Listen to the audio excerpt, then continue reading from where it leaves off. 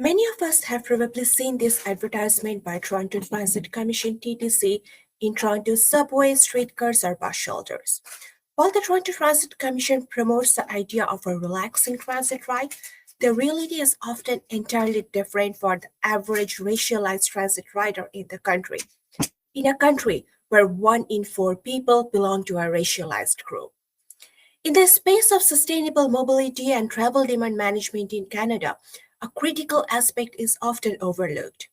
If people experience racial prejudice, discrimination, or harassment in public transit, improving transit accessibility, affordability, or frequency may not be sufficient to encourage long term adoption of these sustainable modes.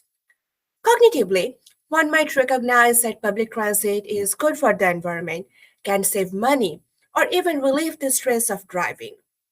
However, if people continually feel unsafe or unwelcome in these spaces, they will avoid them unless they are forced to use them. I conducted one-on-one interviews with 20 individuals living in Rexdale neighborhood in Toronto. As many of you might know, Rexdale is an inner suburb in the northwest corner of Toronto. It is also home to a diverse population group living in low income.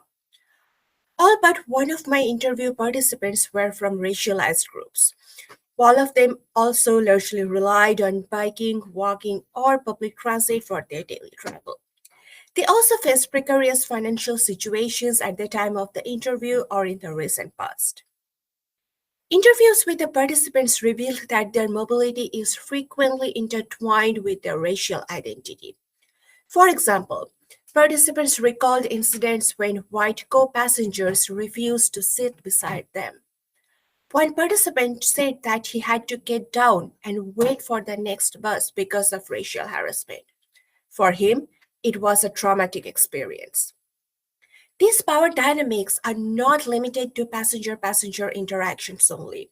Participants reported incidents of having to walk further because bus drivers overlook them at stops and drive past without stopping.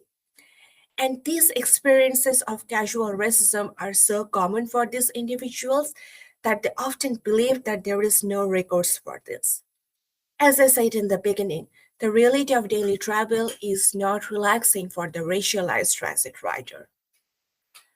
Now, racism in public transit is not a new phenomenon, but my research suggests that its implications are far reaching for sustainable travel demand management.